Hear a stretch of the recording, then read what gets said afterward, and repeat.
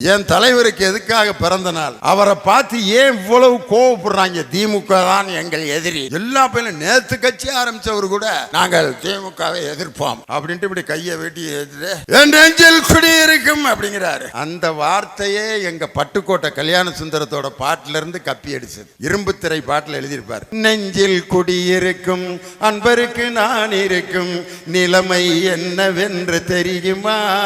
அந்த வரியை எடுத்து என் நெஞ்சில் குடி நான் இன்னைக்கு கேட்கிறேன், குடியிருக்கிறவன் எப்ப வேணாலும் காலி வந்துட்டு போயிருவேன். அவன் வாடகை குடியிருப்பேன், லீஸு குடியிருப்பேன், எதுக்கு குடியிருப்போம்னு கூட தெரியாம குடியிருப்பேன். அவங்க கட்சியோட சின்னத்தை பார்த்தீங்கன்னா 2 யானைக்குட்டி.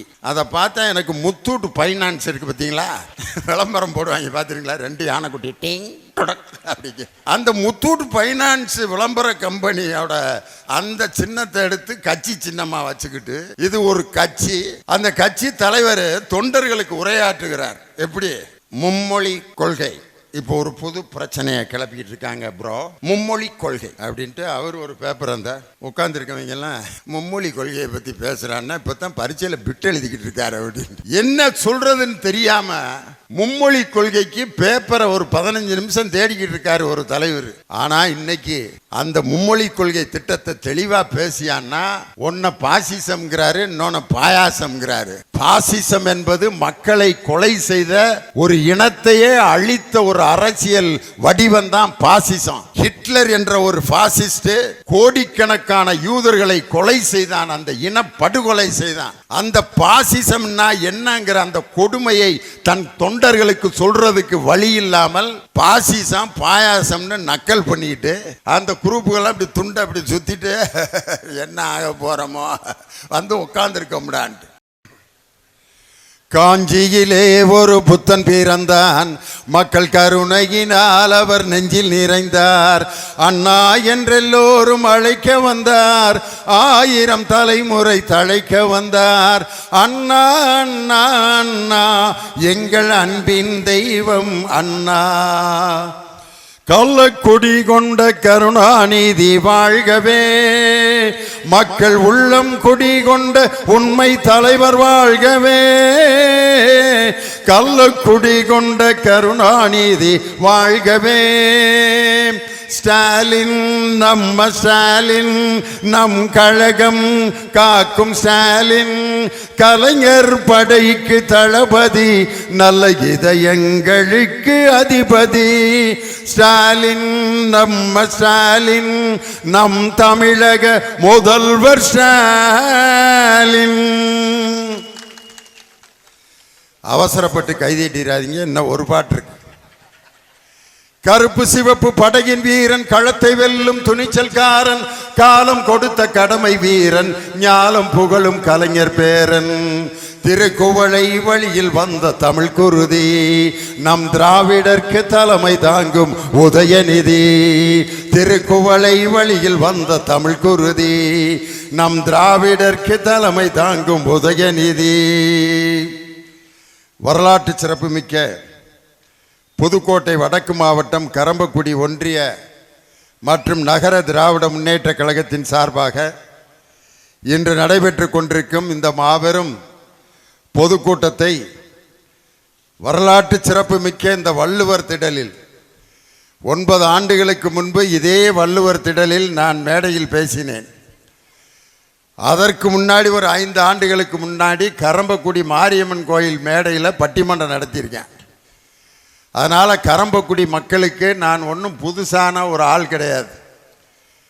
இந்த வள்ளுவர் திடல் சாதாரணமாக ஒரு 2 அடி உயரம்தான் இருக்கான். ஆனால் இன்னைக்கு அந்த வள்ளுவர் திடல் கம்பீரமாக ஒரு மாபெரும் மேடை போல இன்னைக்கு இருக்கு. ஒரு சாதாரண அமர்ந்திருக்கக்கூடிய வள்ளுவருடைய சிலையை என் தானை தலைவன் டாக்டர் கலைஞர் 133 அடி உயரத்திற்கு கன்னியாகுமரியில் ஒரு சிலையை உருவாக்கினார். அது மாதிரி 2 அடி உயரத்தில் இருந்த வள்ளுவர் திடலை ஒரு மாபெரும் மேடையாக இந்த கரம்பக்குடியில் உருவாக்கி தலைவர் எப்படி வள்ளுவரை உயர்த்தினாரோ அதுபோல இந்த வள்ளுவர் திடலை உயர்த்திய பெருமை எங்கள் கரம்பக்குடி மக்களைத்தான் சாரும். அதனால் இந்த வள்ளுவர் திடலுக்கே ஒரு கம்பீரம்.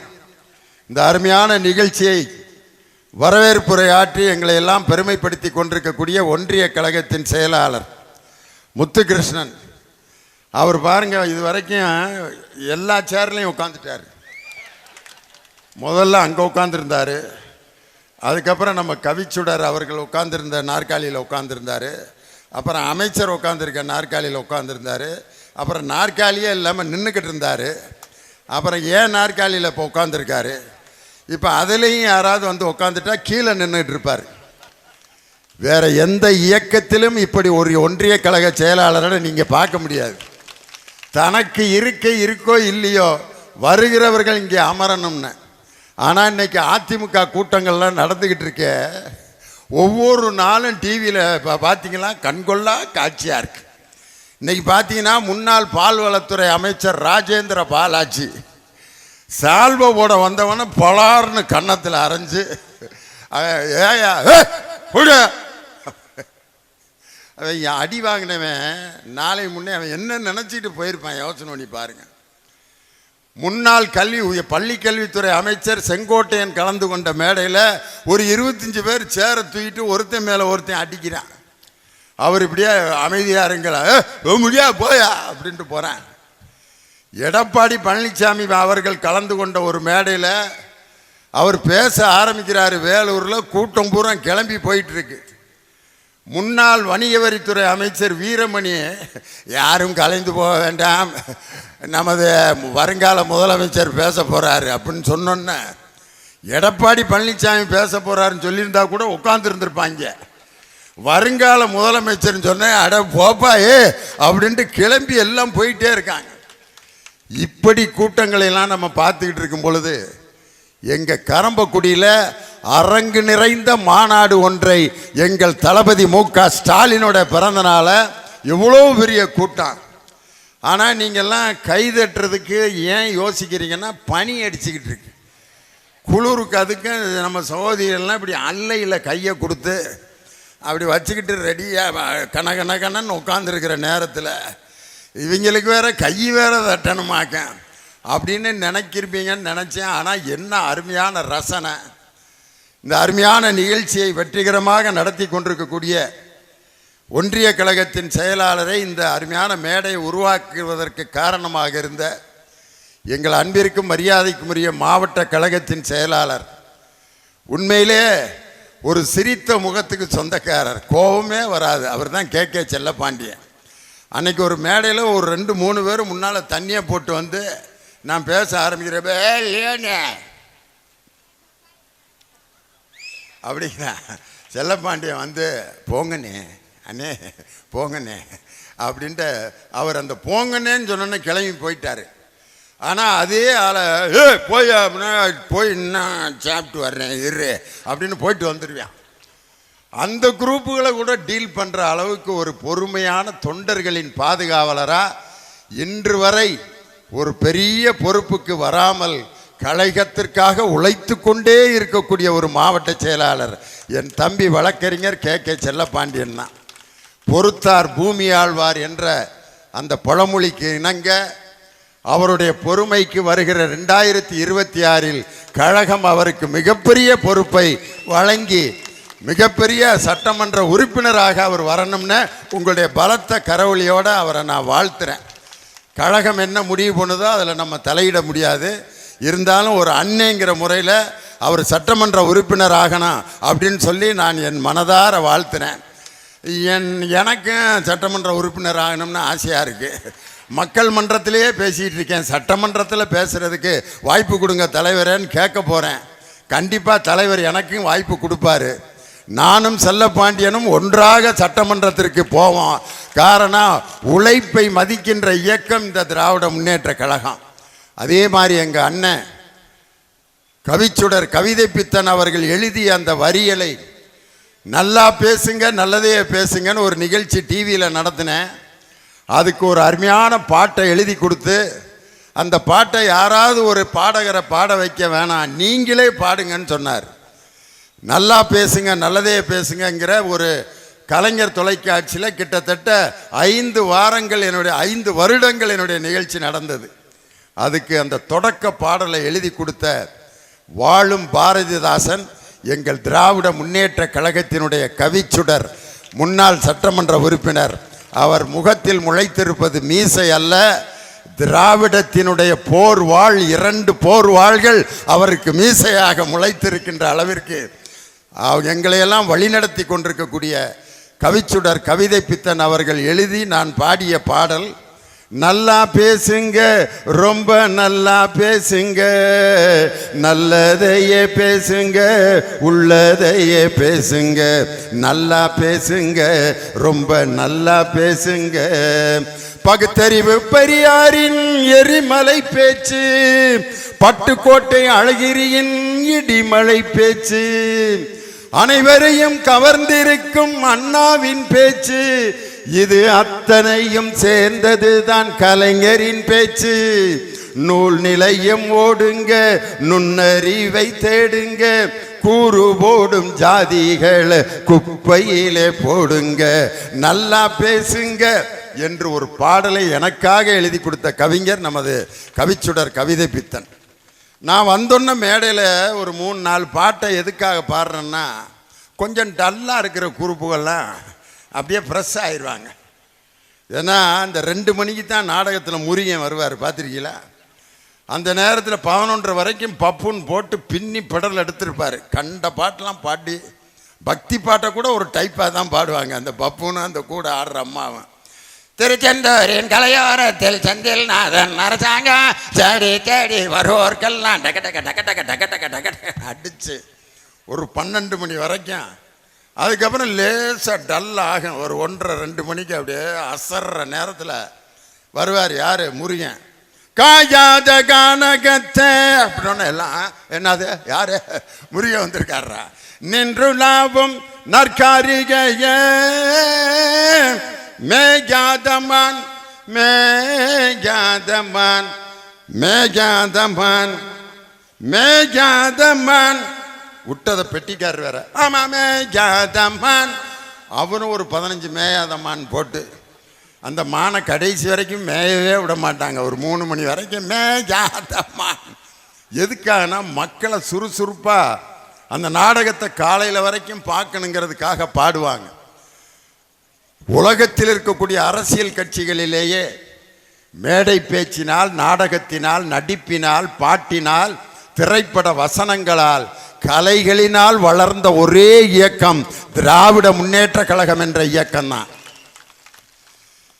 சென்னையில் கண்ணகி நகரில் முன்னாள் முதலமைச்சர் எங்கள் அண்ணன் காலடிச்சாமி என்ற எடப்பாடி பழனிசாமி அவர் மேடையில் பேசுகிறப்ப எம்ஜிஆருடைய பிறந்தநாள் விழா பொதுக்கூட்டத்தில் பேசுகிறப்ப என்ன பேசினார் தெரியுங்களா? மக்கள் தலைவர் எம்ஜிஆர் அவர்கள் பாடிய பாடல். எம்ஜிஆர் அது என்ன பாட்டுன்னு தெரியல, ஏதோ ஒரு பேப்பரில் எழுதி வச்சு 15 பேப்பரை புரட்டிக்கிட்டு இருக்கார். எம்ஜிஆர் அவருடைய பாடல். எம்ஜிஆர் அந்த பேப்பரை கூடப்பா அப்படின்னா அவன் ஏதோ ஒரு பாட்டு எழுதி வச்சிருக்கான். அதை வாங்கி பிரட்டுன்னு பிரட்டி எந்த பாட்டுக்காக இந்த பிரட்டினார்னா எம்ஜிஆர் அவர்கள் பாடிய பாடல். இருந்தாலும் மறைந்தாலும் பேர் சொல்ல வேண்டும், இவர் போல யார் என்று ஊர் சொல்ல வேண்டும் என்று எங்களை பார்த்து தான் எம்ஜிஆர் பாடினாராம். யாரு? இவர் போல யார் என்று ஊர் சொல்ல வேண்டும்னு எடப்பாடி பழனிசாமியை பார்த்து எம்ஜிஆர் பாடினாராம். ஐயா உண்மைதான். உங்களை மாதிரி உலகத்தில் யாருமே முதல்வர் பதவியை வாங்கியிருக்கவே முடியாது. அண்ணன் மெத்தடு இருக்கு பாருங்க, முதலமைச்சராக வந்த மெத்தடு. இந்தியாவில் எந்த முதலமைச்சராவது இந்த மெத்தடில் முதலமைச்சராக வந்தாங்களா? அந்த அம்மையார் சசிகலா அம்மையார் உட்காந்துருக்காங்க.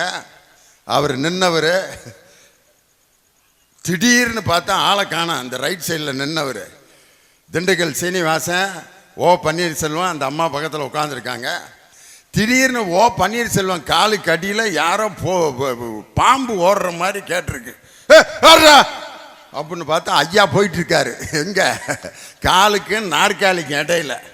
அதுக்கு அடுத்து திண்டுக்கல் சீனிவாசன் யார் அது அப்படின்னு பார்த்தா அண்ணன் பாஞ்சு போய் அந்த அம்மாவோட காலை பிடிச்சி அந்த அம்மா எந்திரிச்சு பழனிசாமி அப்படின்ட்டு தோள்பட்டையில் கையை வச்சு, என் தொண்டன், சிறந்த உழைப்பாளி எடப்பாடி பழனிசாமியை நான் முதலமைச்சர் ஆக்குகிறேன். அப்போ ஒரு அழுகை போட்டார் பார்த்தீங்களா எடப்பாடி பழனிசாமி. அந்த அம்மா நம்பிட்டாங்க அந்த அழுகையை பார்த்துட்டு. தங்கமான மனுஷன், நம்மளை ஏமாற்ற மாட்டார் அப்படின்னு சொல்லி அந்த அம்மாவை ஏமாற்றி துரோகம் செய்த ஒரு மனிதன் எங்கள் தலைவர் தளபதி அவர்களை கை நீட்டி பேசுவதற்கு எந்த யோக்கியதையும் இல்லாத எடப்பாடி பழனிசாமி ஸ்டாலின் இந்த நாட்டுக்கு ஒன்றும் செய்யவில்லைன்னு சொல்லிட்டு இருக்கார். இன்னைக்கு நான் சொல்கிறேன், எதுக்காக அந்த தலைவருக்கு இவ்வளவு பெரிய பிறந்த நாள். இன்னைக்கு நம்ம சகோதரிகள்லாம் பார்க்குறாங்க.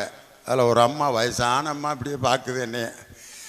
இவன் டிவியிலே 1.5 மணி நேரம் பேசுவானே, இந்த ஆள் எப்போ பேசிட்டு போகிறது, நம்மெல்லாம் வீட்டுக்கு போகிறதான் ஏக்கா அப்படின்ட்டு இப்படியே கண்ணை கசக்கிறாங்க அந்த அம்மா. ஆனால் சிரிப்பை பாருங்க. நான்லாம் அப்படி நீங்கள் திட்டுவீங்கன்னு உங்கள் முகத்தை பார்த்துக்கிட்டே பேசுனேன். ஆனால் யாருடைய முகத்திலையும் அந்த கோபம் இல்லை. நம்ம வீட்டுக்கு என்றைக்கு வேணாலும் போய் சாப்பிட்டு தூங்கிக்கலாம், தம்பி லியோனி பேச்சை சந்தோஷமாக கேட்போம்னு சொல்லி அந்த மகிழ்ச்சியோடு எங்களுடைய சகோதரிகள் உட்கார்ந்துருக்காங்க. அதனால தான் நம்ம ஒன்றிய செயலாளர்கிட்ட நான் கேட்கல எவ்வளவு நேரம் பேசுகிறதுன்னு. ஒரு ஊரில் போய் கேட்டேன், ஐயா நாங்கள் பட்டிமன்றம் நடத்த வந்திருக்கோம், எவ்வளோ நேரம் நடத்துறதுன்னு. ஊர் தலைவர் வந்து, நீங்கள் எவ்வளோ நேரம் வேணாலும் பேசுங்க தம்பி, நாங்கள் 15 நிமிஷத்துக்கு மேலே உட்காந்துருக்க மாட்டோம் அப்படின்னா. அதுக்கு ஏன்டா நீ திண்டுக்கல்லேருந்து கூட்டி வந்தீங்கன்னு. ஊர் முழுதும் கொலா கட்டியிருக்கம்யா, எல்லாம் வீட்டில் படுத்துக்கிட்டே காட்டுக்கு இருப்பாங்க, நீ மேடை போட்டு பேசிட்டு வீட்டுக்கு போ. இவர்கள்லாம் வீட்டில் படுத்துக்கிட்டே காட்டுக்கு இருப்பாங்களாம். நான் வெறும் நாற்காலியை பார்த்து பேசுகிறதுக்கு எடப்பாடி பழனிசாமியா இல்லை அண்ணாமலையா? லட்சம் பேர் திரண்டிருந்தாலும் மக்கள் ரசிக்க, சிரிக்க, சிந்திக்க எப்படி பேச வேண்டும் என்று கற்றுக் கொடுத்த முத்தமிழறிஞர் டாக்டர் கலைஞரோட கையை பிடிச்சிட்டு மேடைக்கு வந்தவன் திண்டுக்கல் லியோனி. சாதாரணமான ஆளுக்கிட்டே நாங்கள் ட்ரைனிங் எடுத்திருக்கோம். அதில் இன்னொரு அம்மா நாங்கிட்டு செல்லப்பாண்டியன் கூட நடந்து வர்றப்போ ஒரு அம்மா இப்படி பார்த்துட்டு, டிவியில் பார்த்தா கிழமை மாதிரி இருக்காரு, நேரில் நல்லா இருக்காரு அப்படின்ட்டு அது பாட்டுக்கு சொல்லிக்கிட்டே போச்சு. அந்த அம்மா மனசில் இருக்கிறத கரம்பு குடிக்காரங்க இப்பயும் மனசில் எதையுமே வஞ்சகமே இல்லாமல் வச்சுக்கவே மாட்டாங்க. அது மாதிரி சொல்லிட்டு போனாங்க. டிவியில் நாங்கள் ஏன் கிளவி மாதிரி இருக்கோம்னா லைட்டை போட்டு பவுடரை போட்டு உட்கார வச்சுருப்பேன். இங்கே நான் அழகாக இருக்கிறதுக்கு காரணம், நான் நின்று கொண்டிருப்பது திராவிட முன்னேற்ற கழகத்தின் மேடை, தன்மானத்தின் மேடை, பகுத்தறிவின் மேடை.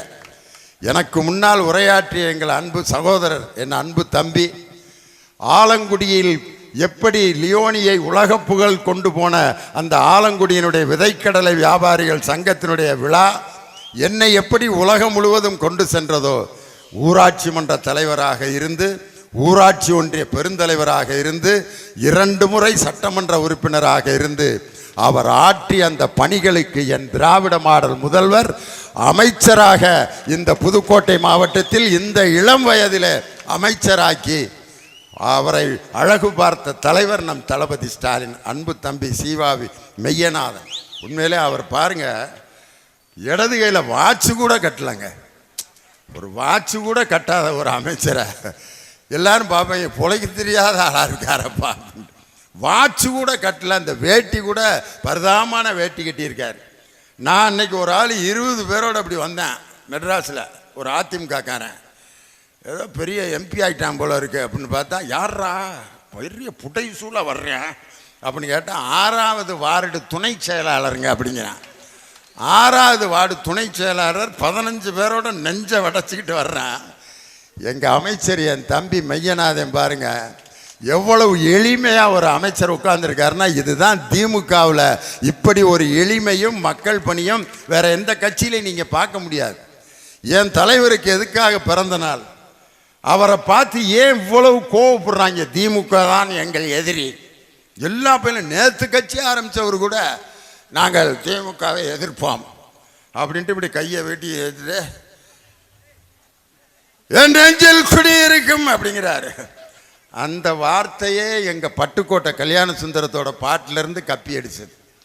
இரும்பு திரை பாட்டில் எழுதியிருப்பார், நெஞ்சில் குடியிருக்கும் அன்பருக்கு நான் இருக்கும் நிலைமை என்னவென்று தெரியுமா.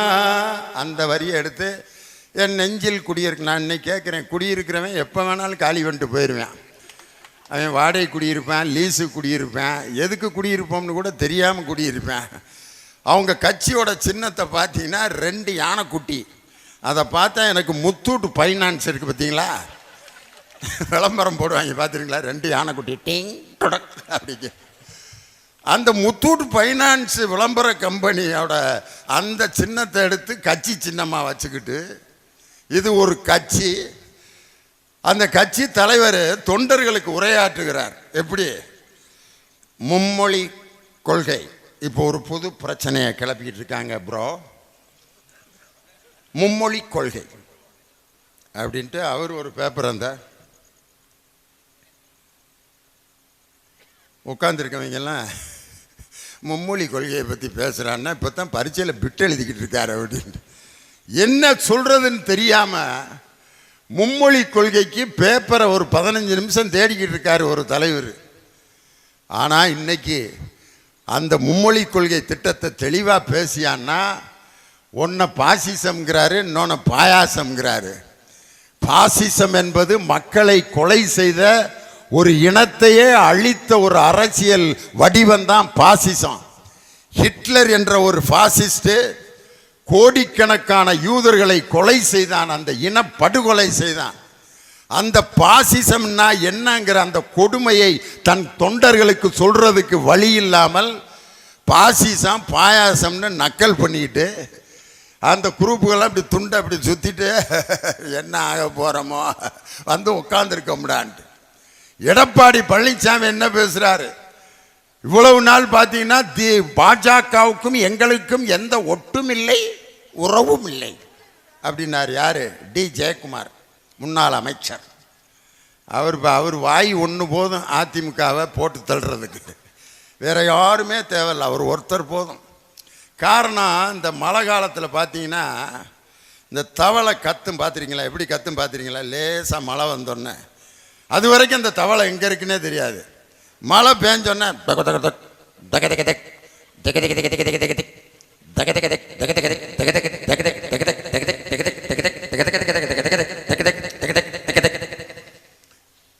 அது ரொம்ப சந்தோஷமாக கத்திக்கிட்டு இருக்கேன், மழை நம்ம மேலே உழுகுதுன்ட்டு. பாம்பு பார்க்குது, இங்கே தான் இருக்கியா மாப்பிள்ள அப்படின்ட்டு லப்புன்னு கவிறான். அந்த மலைக்கு கத்துகின்ற தவளை எப்படி பேசி கொண்டிருக்கிறதோ அதுபோலத்தான் முன்னாள் அமைச்சர் டி ஜெயக்குமாரும் பாஜகவினுடைய தலைவரான அண்ணாமலையும் எந்த நேரம் பார்த்தாலும் தவளை போல் பேசி கொண்டிருக்கிறார்கள். 2026 ஜனநாயகம் என்ற பாம்பினால் கவ்வப்பட்டு அந்த தவளைகள் இருக்கிற இடம் தெரியாமல் போகுங்கிறதா இன்னைக்கு நிதர்சனமான உண்மை. என் தலைவரை பார்த்து ஏன் இவ்வளவு கோபம், இவ்வளவு ஆத்திரம்? இந்த முகம் தமிழ்நாட்டில் இருக்க அவ்வளவு பேர்த்தோட மனசுலையும் பதிஞ்சிருச்சு. அதுதான் அவங்களுக்கு ஆத்திரம்னா ஆத்திரம். எந்த கூட்டத்தில் போனாலும் இந்த தலைவரை பார்க்கணும் தொடணுன்ட்டு பெண்கள் ஒடியாந்து இதில் அவங்க ரொம்ப கோபமாக இருக்கிறதுக்கு என்ன காரணம்னா, மாணவர்களும் மாணவிகளும் என் தலைவரை பார்த்து அப்பா அப்பான்னு கூப்பிட்றாங்க பார். இந்த அப்பான்னு எப்படி கூப்பிட ஆரம்பிச்சாங்க தெரியுமா? ஒரு நாள் சிவகாசியில் இருக்க பட்டாசு தொழிலாளர்களுடைய அந்த விபத்தில் பாதிக்கப்பட்ட தொழிலாளர்களை பார்க்க போறார். பார்க்க போறப்ப பக்கத்திலேயே சூளக்கரை அப்படிங்கிற ஒரு ஊர்ல அன்னை சத்யா ஆதரவற்ற குழந்தைகள் இல்லம் அப்படின்னு ஒரு இல்லம் இருக்கு. அதாவது அப்பா அம்மாவை இழந்த குழந்தைகள் ஒரு 70 பேர் இருக்கக்கூடிய ஒரு இல்லம். அந்த இல்லத்தையும் பார்க்கலாம்ட்டு முதலமைச்சருடைய திட்டத்தில் போட்டுட்டு போயிட்டு இருக்காரு. முதலமைச்சர் போகிறப்ப எப்படி போவாங்க பார்த்துருக்கீங்களா? முன்னாடி ஒரு 5-6 வாகனம் போகும், பிளாக் அப்படி சஃபாரி போட்டு ஒரு 15 பேர் வாவர் 5 1 தேவுட்டர் மைக் 1 மைக் 2 மைக் 3 போயிட்டே இருக்கு. திடீர்னு முதலமைச்சர் பார்த்துட்டு வண்டியை நிப்பாட்டியா அப்படின்னாரு. ஏன் தலைவரை? நிறுத்தியா, ஸ்டாப் அப்படின்னாரு. உடனே எஸ்காட்ல mike 1 over, mike 1 mike 2 over, mike 4 stop stop. முதலமைச்சர் asked to stop the vehicle. Over over over over over. சக் சக் சக் சக் சக். அவளை வண்டி நின்றுச்சு. எதுக்குடா நிறுத்த சொன்னாருன்னு பக்கத்தில் இருக்க செக்யூரிட்டி பிஏ தான் பார்க்குறாங்க. கதவை திறந்துட்டு பக்கத்தில் இருக்க பேக்கரியில் போகிறாரு. எதுக்குடா பேக்கரிக்கு போகிறாரு, காலையில் தான் சாப்பிட்டாரு அப்படின்ட்டு நேராக பேக்கரிக்கு போவேன். அந்த பேக்கரிக்காரே முழிக்கிறான். அவனுக்கு எப்படி இருந்திருக்கான், காலங்காத்தால முதலமைச்சர் நம்ம பேக்கரியில் ரொட்டி வாங்க வர்றாருன்ட்டு அவன் கிட்டுன்னு ஆடி, தலைவர வணக்கம் வணக்கம் வணக்கம், ஒரு 75 ஸ்வீட்டு ஒரு 75 காரம் பேக் பண்ண அப்படின்னு இருக்கார். அவனுக்கு கையும் ஓடல காலும் ஓடல, இதை தூக்கி அதில் வைக்கிறேன், அதை தூக்கி இதில். அப்புறம் ஒரு 2-3 அசிஸ்டண்ட்டை கூப்பிட்டு 75 பேக் ரெடி ஆயிடுச்சு. ஸ்வீட்டு தனியாக காரம் தனியாக. பாக்கெட்டில் இருந்து பணத்தை எடுத்து கொடுக்குறாரு. தலைவரே வேணாம், நான் உங்களுக்காக காசை வாங்கிக்க, என்கிட்ட இருந்து வாங்க அப்படின்ட்டு பாக்கெட்டில் இருந்து பணத்தை எடுத்து கையில் கொடுத்து, மிச்ச காசு குடியான்னு கேட்டார். மிச்ச காசையும் வாங்கிக்கிட்டு அந்த 2 பையன் எடுத்துக்கிட்டு அந்த ஆதரவற்ற குழந்தைகளுடைய இல்லத்துக்கு போய் அந்த குழந்தைகளுக்கெல்லாம் கையில் கொடுத்து அவங்கள சாப்பிட விட்டு அவங்களோட உட்காந்து சாப்பிட்டு, உங்களுக்கு அப்பா அம்மா இல்லைன்னு கவலைப்படாதீங்க, இந்த ஸ்டாலின் இருக்கேன், உங்களுக்கு எல்லாம் நான் செய்கிறேன் அப்படின்னு சொன்னோன்னா அந்த பிள்ளையெல்லாம் அழுது ரொம்ப நன்றி அப்பா அப்படின்னு அன்று அந்த குழந்தைகள் சொன்ன நன்றி அப்பாங்கிற வார்த்தை தான் இன்று தமிழகம் முழுவதும் எங்கள் தலைவரை அப்பா என்று அழைக்கிறார். இதில் எடப்பாடி பழனிசாமிக்கு என்ன கோபம்? என் தலைவரை அப்பான்னு கூப்பிட்டா உங்களுக்கு என்ன? நீங்கள் உங்கள் தலைவியை அம்மான்னு கூப்பிட்டீங்களே, நாங்கள் ஏதாவது சொன்னோமா? எங்களுக்கு அம்மா இருக்குது, அந்த அம்மா வேண்டாம் அம்மான்னு கூப்பிடணும் அப்படின்னு நம்ம ஏதாவது கேட்டோமா? கூப்பிடுங்க. ஆனால் அந்த அம்மா இறந்த பிறகு இன்னைக்கு வரைக்கும் அந்த அம்மாவை தானே அம்மாவை வச்சிருந்துருக்கணும். இடையில ஒரு அம்மாவை ஜோடிச்சு கொண்டு வந்தீங்களே, சின்னம்மாவை அம்மாவாக்கி அந்த அம்மாவை பொன்னம்மாவாக்கி இப்போ தலையில் துண்டை போட்டு உட்கார வச்சு அம்மாவை மாற்றியவர்களுக்கு அப்பாவின் அருமை எப்படியா தெரியும்? இன்னைக்கு நான் கேட்குறேன், அப்பாங்கிற சொந்தம் சாதாரணமான சொந்தமா? ஏன் நம்ம பெரியார் ஐயாவை தந்தைன்னு கூப்பிடுறோம்? தந்தைங்கிறதுக்கு இன்னொரு வார்த்தை தான் அப்பா. கிராமத்தில் அப்பேன் அப்படிம்பாங்க, கொப்பா அப்படிம்பா. அம்மாங்கிற சொல் மாதிரியே தான் அப்பாங்கிற சொல்லும். அம்மாங்கிற சொல்ல உயிர் எழுத்தில் தொடங்கும். இம்முங்கிறது மெய்யெழுத்து, மாங்கிறது உயிர்மெய் எழுத்து. ஆ என்ற உயிர் எழுத்தையும் மெய் என்ற மெய்யெழுத்தையும் உயிரையும் மெய்யையும் சேர்த்து உயிர்மெய்யான உடலை கொடுத்தவள் அம்மா. அதனால தான் ஆ இம்மா என்று தமிழன் உயிரெழுத்து மெய்யெழுத்து உயிர் மெய்யெழுத்து. அப்பாவும் அதே மாதிரி தான். ஆ உயிரெழுத்து, இப்பு மெய்யெழுத்து, பா உயிர் மெய்யெழுத்து. உண்மையிலே ஒரு அப்பாங்கிறது அது எல்லாரும் நினச்சிக்கிட்டு இருக்கேன். அப்பன்லாம் ஒன்று இல்லை, எங்கள் அம்மா தான், தாய் தான், தாய் தான். பெத்த தாய் குழந்தைய இடுப்பில் தான் தூக்கிட்டு போவா. தூக்கிட்டு போகிறப்ப கேட்பாங்க, ஏமா அவன் பிள்ளைய இடுப்பில் தூக்கிட்டு போகிற? நான் பார்க்குறத இந்த பிள்ளை பார்த்தா போதுங்க. ஆனால் அப்பன் குழந்தைய எங்கே தூக்கிட்டு போவான்னா தோள்பட்டையில் வச்சு தூக்கிட்டு போவான். ஏண்டான்னு கேட்டால், நாம் பார்க்காத உலகத்தை கூட என் பிள்ளை பார்க்கணும்டா அப்படின்னு நினைக்கிறவன் தான்டா அப்பன். அதனால தான் உங்கள் அம்மா தானே அடிமை பெண் படத்தில் பாட்டு பாடினாங்க. உங்கள் அம்மையா அடிமை பெண்ணில் முதல் பாட்டு எம்ஜிஆரை மடியில் போட்டுக்கிட்டு பாடுவாங்க ஒரு பாட்டு. அம்மா என்றால் அன்பு, அப்பா என்றால் அறிவு, ஆசான் என்றால் கல்வி, அவரே உலகின் தெய்வம். அவங்களே சொல்லிட்டாங்க. அம்மா என்றால் அன்பு. அந்த அம்மா யார் அன்பு செய்யணும்னு தெரியாமல் அன்பு செஞ்சதுனால தான் இன்னைக்கு அந்த கட்சி எங்கே கிடக்குதுன்னே தெரியாமல் கிடக்குது. அப்பா என்றால் அறிவு. எங்கள் சகோதரிகளுக்கும் சகோதரர்களுக்கும் பெண்கள் வீட்டை விட்டு வெளியே வந்தால் அது நல்லதில்லை என்று கிடந்த பெண்களை படிக்க வைத்த அப்பா யாருன்னா எங்க தங்க தளபதி தமிழகத்தின் முதலமைச்சர் மு.க. ஸ்டாலின். நான் சின்ன பையனாக இருக்கிறப்ப எங்கள் ஊருக்கு ஜவஹர்லால் நேரு வந்தார். ஜவஹர்லால் நேரு வந்தப்போ எங்கள் வீட்டுக்கு பக்கத்தில் இருக்க ரவுண்ட் ரோட்டில் மீட்டிங். அப்போ 1965. அப்போ நான் 7 வயசு வயது, 63 64 5 வயசு பையன். நான் 4 வயசோ 4.5 வயசோ. எங்கள் அப்பா நேரு வந்திருக்காரு, கூட்டத்துக்கு வாடா அப்படின்னு கூட்டிகிட்டு போகிறாரு.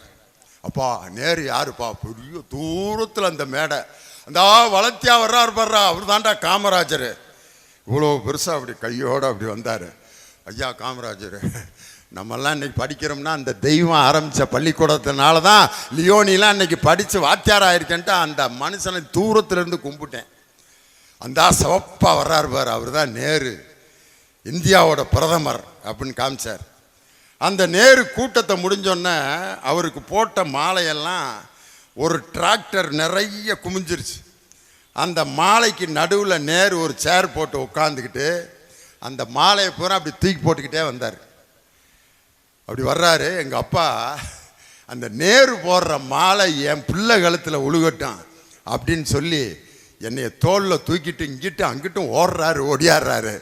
அந்த நேரு தூக்கி போட்ட மாலை அப்படியே வந்துச்சு. எங்கள் அப்பா அப்படியே என்னை நவத்தி அந்த மாலையை என் கழுத்தில் வாங்க வச்சுட்டு, டேய், இந்தியாவோட பிரதமருடைய மாலை உன் கழுத்தில் விருந்திருக்குடா, நீ அரசியலில் பெரிய ஆளாக வருவடான்ட்டு எனக்கு எங்கள் அப்பா கொடுத்த அந்த முத்தம் தான் இன்னைக்கு திமுகவினுடைய கொள்கை பரப்பு செயலாளராக இந்த மேடையில் நான் பேசிகிட்டு இருக்கேன். அப்பாங்கிறது சாதாரண சொந்தம் இல்லை. இன்னைக்கு நம்ம சகோதரிகள்லாம் இவ்வளவு மகிழ்ச்சியாக இன்னைக்கு உட்காந்துருக்கிறதுக்கு என்ன காரணம்? மாதம் 1000 ரூபா டக்கு டக்கு டக்கு டக்குன்னு பேங்க்கில். ஆம்பளையெல்லாம் நினைக்கலாம், இதை எங்களுக்கு கொடுத்துருக்கலாம்ல, நாங்கள் தானே குடும்ப தலைவன், ரேஷன் கார்டில் என் பேர் தான் இருக்குது, எங்களுக்கு கொடுக்காம அதுகளுக்கு கொடுத்து ஏற்கனவே மதிக்க மாட்டேங்குதுங்க, இதில் அதுகளுக்கு வேறு 1000 ரூபாயை கொடுத்துருக்காங்க. ஏன் கொடுத்தாருன்னா தலைவர், இந்த இப்போ நான் மேடைக்கு வந்தேன், ஒருத்தர் லியோன் என்ன அப்படின்னாரு. என்னென்னத்தை காலையிலேருந்து சாப்பிட்டாரோ. ஆமாம் தம்பி அப்படின்னு அண்ணே அப்படின்னாரு. அவர் மேலே இருந்த காற்றை உறிஞ்சேன். இன்னும் எனக்கு கிருகிருன்னு வருது, ஒரு கட்டிங் அடித்த மாதிரி. அப்படியே எல்லோரும் நீங்கள் என்னைய சந்தேகப்பட்டிருப்பீங்க. அந்த 3 பேர் அப்படின்னாங்க, அவ்வளோதான். அவர்கிட்டலாம் இந்த 1000 ரூபாயை கொடுத்தா என்ன ஆகும் யோசனை பண்ணி பாருங்க. நான் ஆம்பளையில குற்றமே சொல்லலை, அவங்களுடைய இயல்பு. ஒரு 1000 ரூபாயை பேங்க்கில் எடுத்துகிட்டு வர்றப்ப அப்புறம் மாப்பிள்ள அப்படின்னா 500 ரூபா முடிஞ்சிச்சு.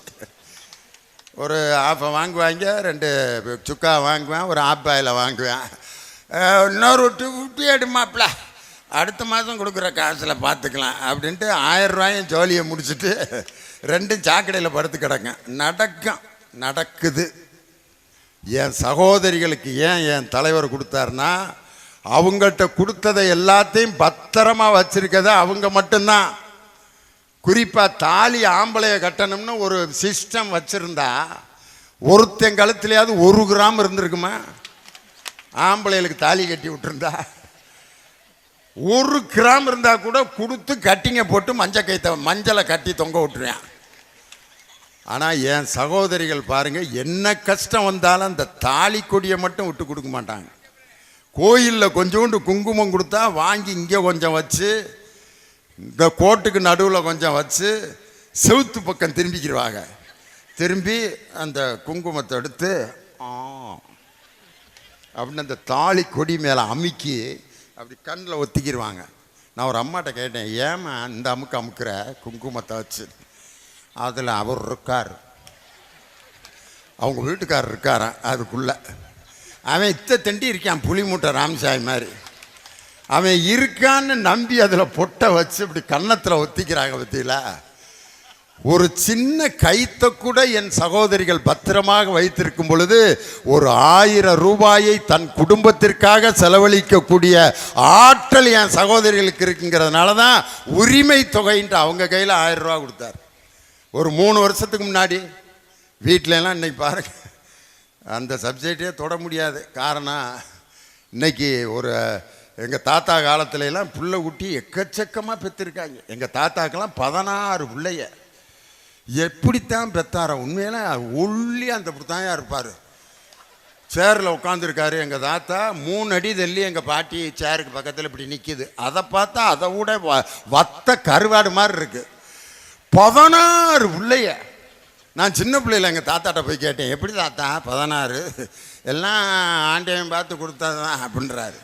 நான் உண்மையிலே நம்பிட்டேன். கோயிலில் போய் ஒரு பிள்ளையாக வாங்கிட்டு வந்துருப்பார் போல இருக்குன்னு. சின்ன பையன், எனக்கு என்ன தெரியும். இப்போ நினைக்கிறேன் கிழமை எவ்வளோ விஷக்கிழவனாக இருந்திருக்காருன்னு. ஏன் 16 பிள்ளை அன்றைக்கி பெற்றாங்கன்னா, வேறு என்டர்டெயின்மெண்ட்டே இல்லை. அன்றைக்கி டிவி கிடையாது, சினிமா கிடையாது, மொபைல் ஃபோன் கிடையாது, இன்ஸ்டாகிராமு, வாட்ஸ்அப்பு, ஆகாகா வாகாகா, டிவி ஒன்றும் இல்லை. லியோனி பட்டிமன்றம் ஒன்றும் இல்லை. என்ன தான் செய்வார் கிளவியை கல்யாணம் பண்ணி வச்சுட்டு உட்காந்துருக்கேன். ஒன்றும் இல்லை, சும்மாவே சாப்பிட்டு எவ்வளோ நேரம் உட்காந்துருக்குது. அப்புறம் சாப்பிட்டியா அப்படின்னாரு, எங்கள் பெரியப்பா பிறந்துட்டார். இங்கே தான் உட்காந்துருக்கியான்னாரு, எங்கள் அத்தை பிறந்துருச்சு. இங்கிட்டு கொஞ்சம் திரும்பு அப்படின்னாரு, எங்கள் அப்பா பிறந்தார். கரண்ட்டு கட்டாச்சு, எங்கள் சின்னத்தை பிறந்துருச்சு. இப்படித்தான் வாட்டுக்கு வருஷத்துக்கு ஒரு தடவை ஒரு குதிரை வண்டி வரும், எங்கள் கிளவியை ஏற்றிட்டு போங்க, பெற்று கொண்டு வந்துடுவாங்க. திருப்பி அடுத்த 10ஆவது மாதம் குதிரை வண்டி அதுவாக வந்துடும். அந்த வண்டிக்காரனை கேட்பார், உனக்கு எப்படி அது எல்லாம் சரியாக இருக்கேன் ஏற்று தாத்தா. அப்படியே டீ குடிக்கிற மாதிரி பஞ்சகம்லாம் பின்னி பெடல் எடுத்திருக்காங்க. இதை பார்த்துட்டு தான் பாரதி எழுதுனான், எந்தையும் தாயும் மகிழ்ந்து குலாவி இருந்ததும் எங்கள் நாடுன்ட்டு. அப்படி வாழ்ந்தாங்க. அப்படியே விட்டுருக்கலாம் நம்ம தாத்தா பாட்டியோட. இடையில இந்திய அரசாங்கம் குடும்ப கட்டுப்பாடு அப்படின்னு ஒரு திட்டத்தை கொண்டு வந்து, இரண்டே பெருக இன்பமாய் வாழ்க, நாம் இருவர் நமக்கு இருவர். அவனானே எல்லாம் 2 பெற்றுட்டு இருந்தேன். சரி, இதையும் கண்ட்ரோல் பண்ணிடுவான் அப்படின்ட்டு 2 பெற்றால் இன்பமயம், 1 பெற்றால் ஒளிமயம் அப்படின்ட்டு நம்மளை பிள்ளைகளையே பெக்க விடாமல் குடும்ப கட்டுப்பாடு பண்ணின வாத்தியார்களுக்கு சம்பள உயர்வுலாம் கொடுத்தாங்க. குடும்ப கட்டுப்பாடு கேஸ் ஒரு 100 பிடிச்சிட்டு வந்த ஒரு அரசு ஊழியருக்கு பதவி உயர்வு நடந்துச்சு. அரசாங்க திட்டத்தை முறைப்படி கடைப்பிடிச்சோம்யா. ஆனால் எங்கள் அப்பா குடும்ப கட்டுப்பாடை மீறினதுனால தான் லியோனி பிறந்தேன். எங்கள் அப்பா மட்டும் அன்றைக்கி குடும்ப கட்டுப்பாடை ஃபாலோ பண்ணியிருந்தாருன்னா லியோனி இல்லை. ஏன்னா நான் 3ஆவது பிள்ளை எங்கள் வீட்டில். எங்கள் அப்பா ஃபேமிலி பிளானிங் அப்படின்றதாரு தான் லியோனி இல்லை. இங்கே கரம்பக்குடியில் நான் யாராவது பேசிகிட்டு இருப்பாங்க. அப்படி குடும்பத்தை கட்டுப்படுத்தி இன்றைக்கி தமிழ்நாட்டினுடைய மக்கள் தொகை 7,15,00,000. இதே குடும்ப கட்டுப்பாடை தான் வட இந்தியாவில் இருக்கவங்களுக்கும் சொன்னாங்க. அவன் சொன்ன பேச்சே கேட்கல. நீ சிவப்பு முக்கோணத்தை ஒட்டிட்டு போட, நாங்கள் பாட்டுக்கு வேலையை பார்த்துக்கிட்டு இருக்கான்ட்டு பெற்று தள்ளிட்டாங்க. உத்தரப்பிரதேசம், பீகார், அது இதுன்னு. நம்ம குடும்ப சிவப்பு முக்கோணம் அன்னைக்கு போட்டிருப்பாங்க, அதை நம்ம வீட்டில் ஒட்டுவாங்க. 2 பெருக இன்பமாய் வாழ்க. குடும்ப கட்டுப்பாடுக்குன்னு தனி டிபார்ட்மெண்ட், ஃபேமிலி பிளானிங் ஆஃபீஸர் அப்படின்னு ஒருத்தர் இருப்பார். ஆனால் அங்கே இருக்கவங்களுடைய சிவப்பு முக்கோணத்தை அவன் வீட்டில் இடம் இல்லாமல் உத்தரப்பிரதேசத்தில் தென்னை மரத்தில் ஒட்டிட்டு போயிட்டான். அந்த மரம் 2 காய்க்கு மேலே காய்க்க மாட்டேன்ருச்சு. மரம் கூட கடைப்பிடிச்சிச்சு சட்டத்தை. ஆனால் உத்தரப்பிரதேச மக்கள் கடைப்பிடிக்காமல் இன்னைக்கு அங்கே 23 கோடி பேர். இன்னைக்கு அங்கே மக்கள் தொகை 20 லட்சம் பேருக்கு ஒரு எம்பி அப்படின்னு கணக்கு வச்சா, இன்னைக்கு உத்தரப்பிரதேசத்துக்கு 120 எம்பி கணக்கு வருது. நமக்கு அதே 7,15,00,000க்கு 20 லட்சத்துக்கு ஒரு எம்பின்னு வச்சா அதே 40 தான் வருது. உத்தரப்பிரதேசத்துக்கு 40 எம்பிக்கள் அதிகமாகவும், நமக்கு அதே எம்பிக்களில் 4 எம்பிக்களை குறைக்கக்கூடிய தொகுதி சீரமைப்பு என்ற சட்டத்தை அவர்கள் கொண்டு வரப்போகிறார்கள் என்று சொன்னவுடன், இந்தியாவிலே முதலில் கொதித்தெழுந்த ஒரே முதலமைச்சர் நம் தமிழகத்தினுடைய முதலமைச்சர். அனைத்து கட்சிக்காரங்களையும் கூப்பிட்டு அந்த அனைத்து கட்சி கூட்டத்தை எப்படி நடத்தினார்? எல்லா கட்சிக்காரங்க வாங்க வாங்க. டி ஜெயக்குமாருக்கெல்லாம் கை கொடுத்தாரு, வாங்க வாங்க. பாட்டாளி மக்கள் கட்சி அன்புமணிக்கு, அவங்க எல்லாம் மனுஷன் ஐயா, முதலமைச்சர்னா அப்படி இருக்கணும்யா அப்படின்னு எல்லாரும் அவ்வளோ மகிழ்ச்சியாக பாஜகவை தவிர மற்ற எல்லா கட்சியும் அதில் பங்கேற்றார்கள். அப்படி அனைத்து கட்சியும் கூட்டி இன்னைக்கு தொகுதி சீரமைப்புங்கிறது மக்கள் தொகை அடிப்படையில் கொடுக்கக்கூடாது, வளர்ச்சியின் அடிப்படையில் தான் கொடுக்க வேண்டும் என்ற ஒரு உரிமை குரலை எழுப்பி இருக்கக்கூடிய நம் தமிழகத்தினுடைய முதலமைச்சர் இன்னைக்கு அப்படிப்பட்ட ஒரு தொகுதி சீரமைப்புக்கு அனைத்து கட்சியும் கூட்டக்கூடிய ஆற்றல் உள்ள முதலமைச்சர். அதை விடுங்க, இன்னைக்கு எங்கள் சகோதரிய ஒரு காலத்தில் ஒரு ஊருக்கு ஒரு எங்கேயாவது போகணும்னா அந்த பஸ்ஸுக்கு போகிறதுக்கு படுற பாடு. ஒரு கல்யாணத்துக்கு போகணும்னா கூட வீட்டுக்காரரு, இந்தடி பஸ்ஸு காசு இல்லை, நான் மட்டும் கல்யாணத்துக்கு போயிட்டு வர்றேன், நீ வீட்டில் பிள்ளைகளை பார்த்துட்டுரு அப்படின்னு சொல்லிக்கிட்டு இருந்தான். இதெல்லாம் எப்போ? 3 வருஷத்துக்கு முன்னாடி. இப்போ என்ன ஆயிடுச்சு தெரியுமா? நான் போனால் டிக்கெட்டு கேட்குறாங்க, கல்யாணத்துக்கு நான் போகலை, நீ போயிட்டு வான்னு சொல்லி அவன் போக வேண்டிய கல்யாணத்துக்கு தன் மனைவியை இன்னைக்கு அனுப்பி ஒரு கல்யாணத்துக்கு ரெப்ரசன்டேட்டிவாக இன்னைக்கு அனுப்புகிற அளவுக்கு பெண்களுக்கு உரிமை கொடுத்த தலைவர் நம் தளபதி மு.க. ஸ்டாலினியா. அந்த பஸ்ஸில் அந்த போகிறப்ப அந்த ஃப்ரீ பஸ்ஸில் அந்த உரிமை பயணத்தில் விடியல் பயணத்தில் உட்காந்து போகிறப்ப அது ஒவ்வொரு காட்சியும் பார்க்கணும். பக்கத்தில் இருக்க பொம்பளைகளோடு உட்காந்து பேசிக்கிட்டு, ஏக்கா உன் மக ஒன்று இருந்துச்சு, இப்போ என்ன பண்ணிக்கிட்டு இருக்கு? அவள் வயசுக்கு வந்தாளா? வயசுக்கு தான் வருவேன், இப்போ அதுக்கு என்ன இந்த இழுவை இழுக்கிற? வயசுக்கு வந்தா மாமனுக்கு கட்டி கொடுத்துடலாம்னு பார்த்தேன், அவள் படிக்கிறேன்ட்டா. இப்போ படிக்க வச்சுக்கிட்டு இருக்கியா? நான் இப்படித்தாக்கா என் பிள்ளைய கட்டி கொடுத்துட்டாக்கா, பரிசம் போட்டிருக்காங்க, என்ன பண்ணுறேன்னு தெரில. அவளும் படிக்கிறேன்னு சொல்கிறா. படித்து முடித்த பிறகு கல்யாணம்லாம் எப்படி பண்ணுறதுன்னு ஒருத்தருக்கு ஒருத்தர் அப்படியே பேசிக்குதுங்க. இன்னொரு அம்மா சொல்லுது, அப்படியா வயசுக்கு வந்த பிறகு உன் பிள்ளைய கட்டி கொடுக்காம படிக்க வைக்க போறியா? ஏன்? 12வது படிச்சுக்கிட்டு இருக்கிறா, அவளை காலேஜ் படிக்க வைக்கணும் அப்படின்னா கையில் காசு இல்லைன்னாங்க. ஆனால் இன்றைக்கி முதலமைச்சர் மாதம் 1000 ரூபா என் பிள்ளைக்கு தர்றேன்னாரு. என் பிள்ளைய நான் காலேஜில் படிக்க வச்சு கை நாட்டு போட்டுக்கிட்டு இருக்கிற என் பிள்ளை காலேஜ் படித்து அவள் பேருக்கு பின்னாடி பிஇ எம்ஏ எம்எஸ்சின்னு போடட்டுன்ட்டு அந்த பஸ்ஸில் ரெண்டும் பேசிக்கிற காட்சி.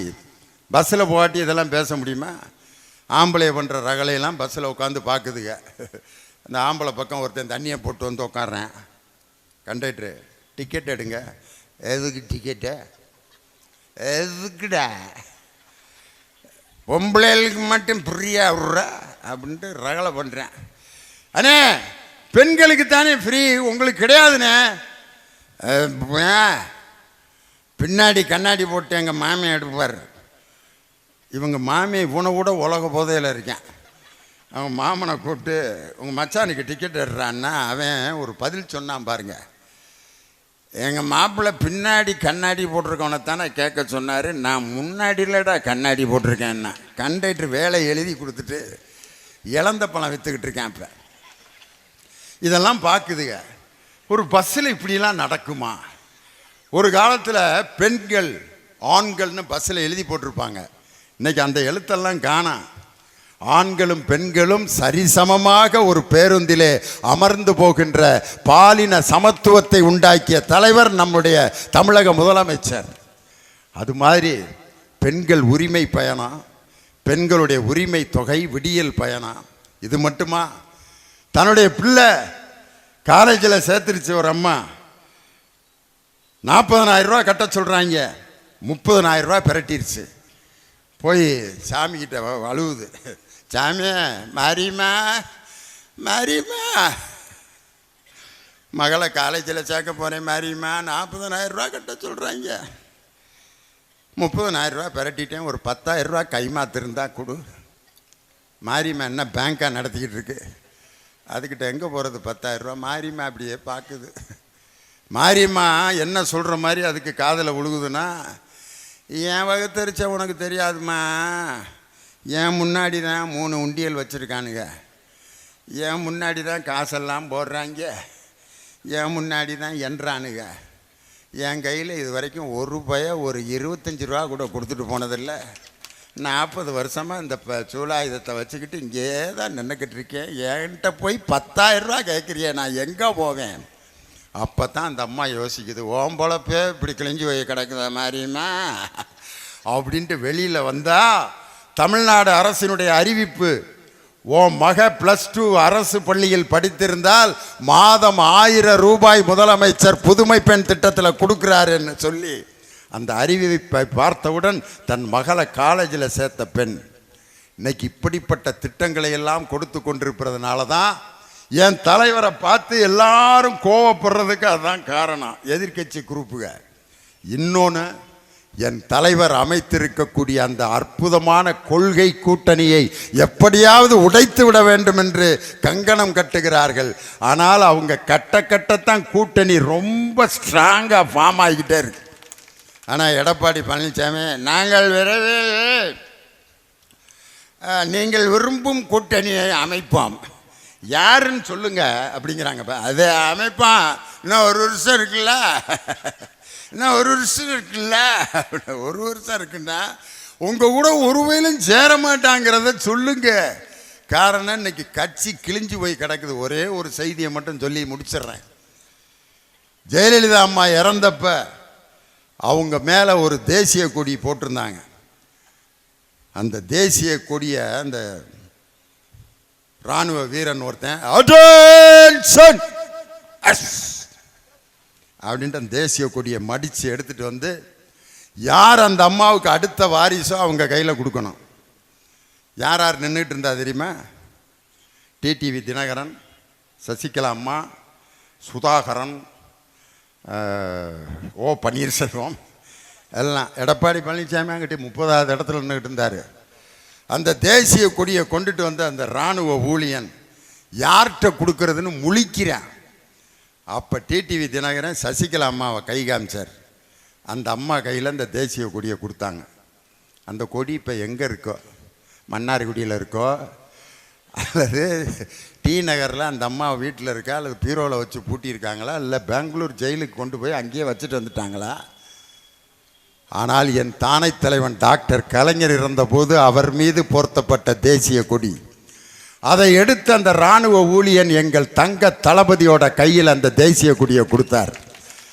கொடுத்த 3 ஆண்டுகளில் மீண்டும் 2021 அந்த தேசிய கொடியை ஜார்ஜ் கோட்டையில் ஏற்றிய தலைவர் தான் எங்கள் தளபதி மு.க. ஸ்டாலின்.